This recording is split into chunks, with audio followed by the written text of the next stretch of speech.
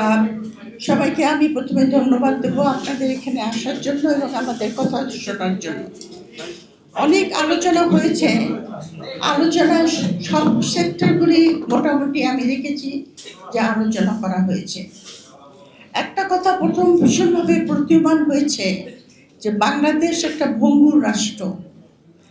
এই রাষ্ট্রের যে কাঠামো প্রতিষ্ঠান সবগুলি আপনার বিধ্বস্ত অবস্থায় আছে এবং একটা ভঙ্গুর রাষ্ট্রকে তার উপরে আপনার অন্য রাষ্ট্র যে তার সিদ্ধান্ত চাপিয়ে দেবে, এটা কিন্তু খুব একটা অস্বাভাবিক জিনিস নয়। কারণ আমরা ব্যক্তিগত জীবনেও দেখি যে যে বেশি দুর্বল হয় তার উপরই লোকে সে অ্যাডভান্টেজটা নেওয়ার চেষ্টা করে।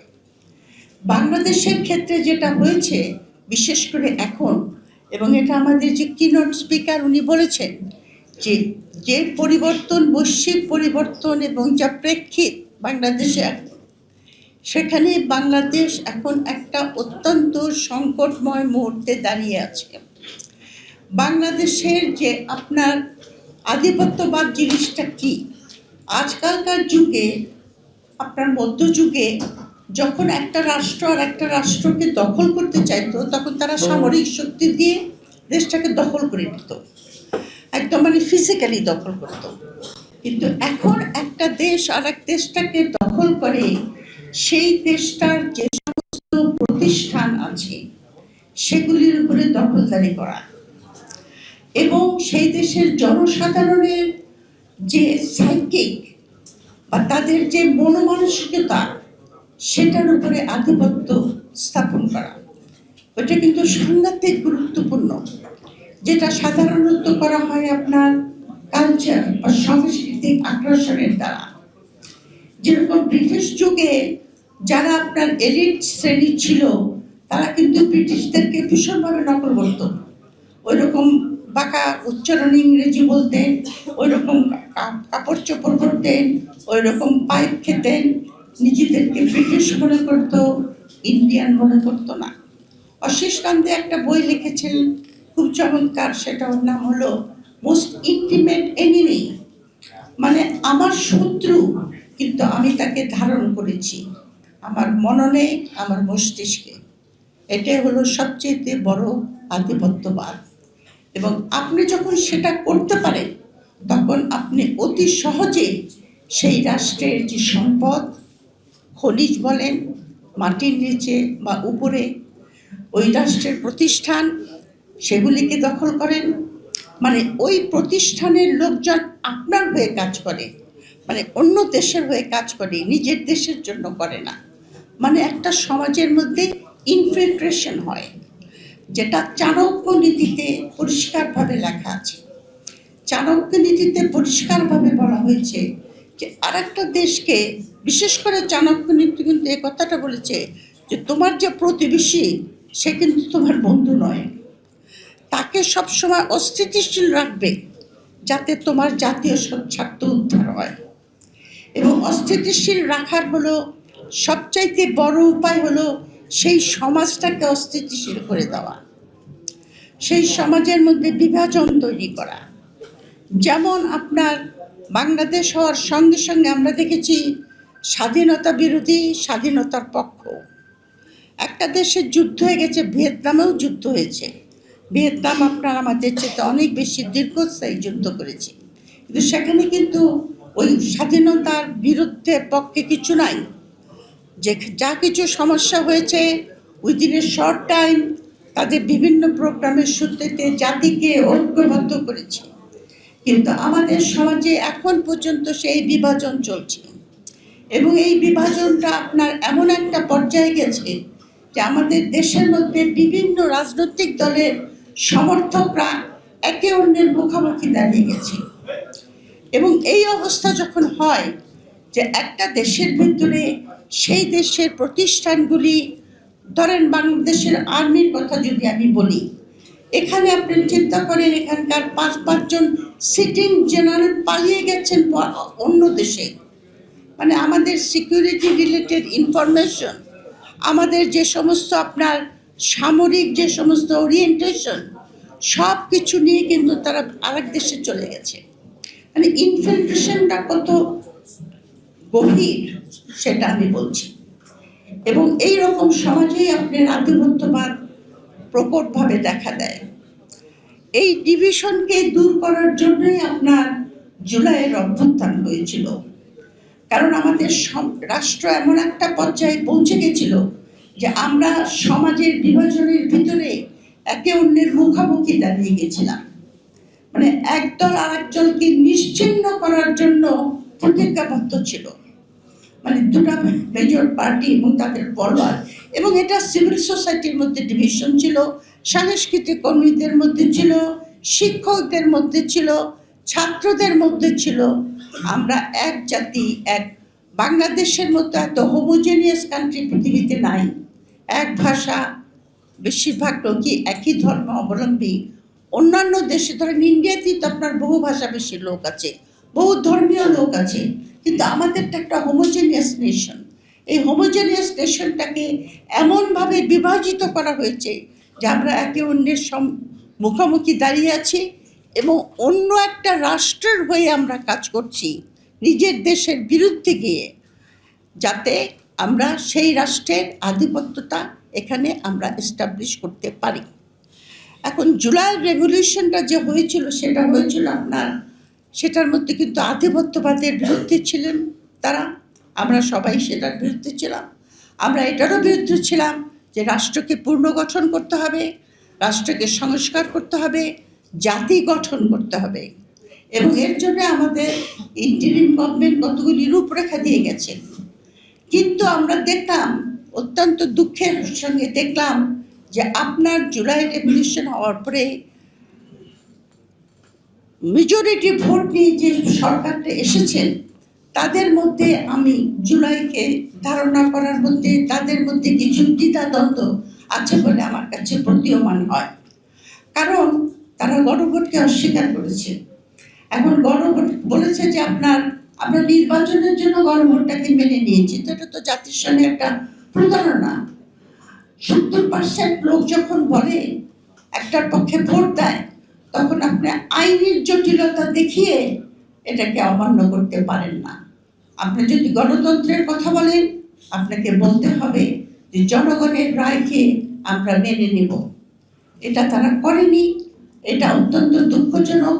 এবং এর ফলে যেটা হয়েছে, জুলাইতে যে আমরা ঐক্যবদ্ধ থেকেছিলাম সেখানকার মধ্যে ফাটল দেখা দিয়েছে। এবং অত্যন্ত দুঃখের বিষয় দেখতে হয় যে পার্লামেন্টে বসে যেটা মিলি বলে গেল, আপনার কোনো রকম কনস্ট্রাকটিভ আলোচনা হলে একজন একজনকে ব্যক্তিগত আক্রমণ করে। অনেক ইস্যু আছে আপনার, যেরকম ধরেন আমাদের যে চুক্তিটা হয়েছে আমেরিকার সঙ্গে এআরটি, আপনার যে চুক্তিটা হয়েছে আপনার সামরিক চুক্তি হয়েছে যেটা সৌদি আরব সহ 11টা দেশে, এই সমস্ত চুক্তিগুলি কিন্তু পার্লামেন্টের আলোচনা হওয়া দরকার। কিন্তু এই সরকারের একটা টেন্ডেন্সি লক্ষ্য করা যাচ্ছে যে তারা সব কিছু কিন্তু গোপনে করার চেষ্টা করে এবং আমরা পাবলিকরা সেটা জানতে পারি না। যদি একটা গণতান্ত্রিক দেশে বাস করলে আমাদের নাগরিকদের অধিকার যে আমাদের সরকার কি কাজ করছে, সেই কাজটা জনগণের স্বার্থের জন্য হচ্ছে না বিরুদ্ধে হচ্ছে, এই জায়গাটাতে আমি খটকা দেখতে পাচ্ছি। আর একটা ব্যাপারে খটকা দেখতে পাচ্ছি, সেটা হলো বিচারের ব্যবস্থা। একটা রাষ্ট্রে যখন আপনার এতগুলি গণহত্যা হয়, আয়নাঘর হয়, গুম হয়, ফোর্স ডিসঅ্যাপিয়ারেন্স হয়, আপনার সেখানে যদি আপনি বিচার না করেন, তাহলে সমাজের যে নৈতিকতা বা আপনাকে যেটা আমরা বলি মরাল অর্ডার, সেটা ভেঙে পড়ে। এবং আরও মনে করে যে যারা এই বিচারটা করছে না তারা হয়তো ভবিষ্যতে এই কাজটাই আবার করবে। সুতরাং এখানে একটা অত্যন্ত ধীর গতি লক্ষ্য করা যাচ্ছে। অন্যান্য সংস্কারের ব্যাপারে, যেমন বাংলাদেশের আর্মির সংস্কার হওয়া প্রয়োজন, সেই সংস্কারের সেরকম কোনো লক্ষণ আমরা দেখতে পাচ্ছি না। যেরকম ব্রিগেডিয়ার হাসান নাসের বলে গেলেন যে ব্রিগেডিয়ার হত্যার বিচার চাওয়াতে অনেক আপনার মিলিটারি অফিসার আপনার চাকরি হারিয়েছেন, তাদেরকে মিলিটারি আপনার কোর্ট মার্শাল করে তাদেরকে বিচার করেছে। কিন্তু ইন্ডিয়ার মতো যদি ওখানে একটা আর্ম ফোর্সেস ট্রাইব্যুনাল, যেটা 2007-এ ইন্ডিয়ানরা আপনার আইন করেছে, তাতে সেই সমস্ত অ্যাগ্রিড অফিসাররা আপনার সুপ্রিম কোর্ট পর্যন্ত যেতে পারে। এছাড়া আপনার যে প্রতিরক্ষার ব্যাপার কথাটা বলা হয়েছে, যে আমাদের একটা শক্তিশালী প্রতিরক্ষা দরকার, আমি 100% স্বীকার করি। কিন্তু অবশ্য আর্মি এখন একটা একটা একটা একটা প্রোগ্রাম নিয়েছে, আর্ম ফোর্সেস গোল 2030। তাতে আপনার আর্মিকে আপনার যুগোপযোগী করে তোলা প্রয়োজন হবে। আমরা যখন ব্লু ইকোনমির কথা বলি, যেটা বাজেটে বারবার বলা হয়েছে, বঙ্গোপসাগর এখন যে কথাটা একজন বক্তা বলে গেছেন, 3টা বড় শক্তির নজর এখানে পড়েছে, আমেরিকা, চীন এবং ইন্ডিয়া। এই বঙ্গোপসাগরকে আপনার কে প্রোটেক্ট করবে? আমাদের নেভির কি ক্ষমতা আছে? কয়েকটা পেট্রোল বোট ছাড়া সাপোর্ট শিপ পর্যন্ত নাই, ফ্রিগেট তো দূরের কথা। মিয়ানমার থেকে এখানে কন্টিনিউয়াসলি আমাদের জেলেদেরকে ধরে নিয়ে যায়, ওদিক থেকে ইন্ডিয়ান জেলেরা এসে আমাদের সমুদ্রের ভিতরে, আর ভিতরে যে সমস্ত আপনার খনিজ আছে তার প্রোটেকশনের কোনো ব্যবস্থা নাই। সংস্কার সব জায়গায় প্রয়োজন, কিন্তু আমি যেটা দেখতে পাচ্ছি যে সংস্কারের ব্যাপারে আবার একটা কথা যেটা বলবো, আগের বক্তারাও বলেছেন, আমরা চাই যে এই সরকার সম্মিলিতভাবে এই সমস্ত ইস্যুগুলিকে, যে আমাদের আধিপত্যবাদ যদি আমাদের রুখতে হয়, যে কথা বক্তারা বলেছেন, যে আমাদের নিজেদের শক্তি বাড়ানো দরকার সব ব্যাপারে, শিক্ষা, প্রযুক্তি, স্বাস্থ্য, প্রতিরক্ষা, সব ব্যাপারে আপনার কূটনীতি, আমাদের শক্তি বাড়ানো দরকার। সবচেয়ে বড় কথা, অনেকেই বলে গেছেন যে নিজের মেরুদণ্ড সোজা করে দাঁড়াতে হবে। ইরানের এক্সাম্পল আমরা দেখেছি। এই ইরান আপনার 25 বছর আগে থেকে চেষ্টা করে জেনেছিল যে আমেরিকা একদিন তাদেরকে আক্রমণ করবে, এবং সেইভাবে তারা প্রস্তুতি নিয়েছিল। এবং নট অনলি তাদের আপনার এত উন্নত প্রযুক্তি এবং মিসাইল আছে, তারা এগুলিকে এমনভাবে সংরক্ষিত করেছে যে আমেরিকানরাও ঠিক বুঝতে পারে না যে কোথায় কোন জায়গায়, বিভিন্ন জায়গায়, এবং ওদের আরসিস যেটা, সেই স্ট্রাকচারটা আপনার ডিসেন্ট্রালাইজ। এই সামরিক যে সমস্ত সরঞ্জাম, সেগুলিও কিন্তু তারা কেন্দ্রীভূতভাবে রাখেনি। আমি যেটা বলছি, তাদের মিলিটারি ডক্ট্রিন আপনার এতদিন আগে থেকে তারা ঠিক করে রেখেছিল, আমাদের সেরকম কোনো আমরা জিনিস দেখতে পাই না। সুতরাং বাংলাদেশ যদি আপনার মাথা উঁচু করে দাঁড়াতে চায়, জুলাই পরবর্তীতে আপনার যে সরকার ক্ষমতায় এসেছেন, এবার আমরা এখানে অন্যান্য পলিটিক্যাল পার্টির লোকদেরকেও আমন্ত্রণ জানিয়েছিলাম, কিন্তু আজকে বোধহয় মিটিং আছে, ওই যে প্রেসিডেন্সিয়াল ক্যান্ডিডেটকে নিয়ে একটা বোধহয় বিএনপির একটা মিটিং আছে, সেজন্য আমরা হুইপকে আমন্ত্রণ জানিয়েছিলাম, উনি আসতে পারেন না। উনি আসলে ভালো হতো। আমরা জামাত থেকেও আমরা আমন্ত্রণ জানিয়েছিলাম, কারণ এসছেন ওই মাধ্যম মমতাজ এসছে, কিন্তু উনি তো আসেন নাই। ওই যে বুলবুল সাহেব, উনি আসেন নাই। যেমন থেকে মার দিয়ে এসছে, মানে দেখে আমি ফোন করেছিলাম। হ্যাঁ, আমরা চাই যে দেখেন, বিভিন্ন সমস্ত একটা সমাজে অনেক পলিটিক্যাল ফোর্স থাকবে, কিন্তু জাতীয় স্বার্থে আমরা সবাই এক হব। জাতীয় স্বার্থে আমরা সবাই এক হব। আমরা বাম হই, আমরা ডান হই, আমরা সেন্টার রাইট হই, সেন্টার লেফট হই, কিন্তু জাতীয় স্বার্থে আমাদের এক হতে হবে। সেই জন্য আমরা সবাইকে এখানে আমন্ত্রণ জানিয়েছিলাম, আপনাদের সবাইকেও আমন্ত্রণ জানিয়েছিলাম, যে এই জুলাই পরবর্তী যে সুযোগ আমরা পেয়েছি, সেই সুযোগ আমরা হারাতে চাই না। আমরা আধিপত্যবাদ, যে কোনো রাষ্ট্রের আধিপত্যবাদ আমরা মেনে নেব না। সেটা আপনার যে কোনো রাষ্ট্রই হোক না কেন, সেটা আমরা প্রাণপণ চেষ্টা করব। এবং যে ভূ রাজনীতির অবস্থানের জন্য বাংলাদেশ একটা ভারসাম্যমূলক রাষ্ট্র বিদেশ নীতির প্রয়োজন, সেটার উপরে জোর দেওয়ার জন্য বারবার সরকারকে অনুরোধ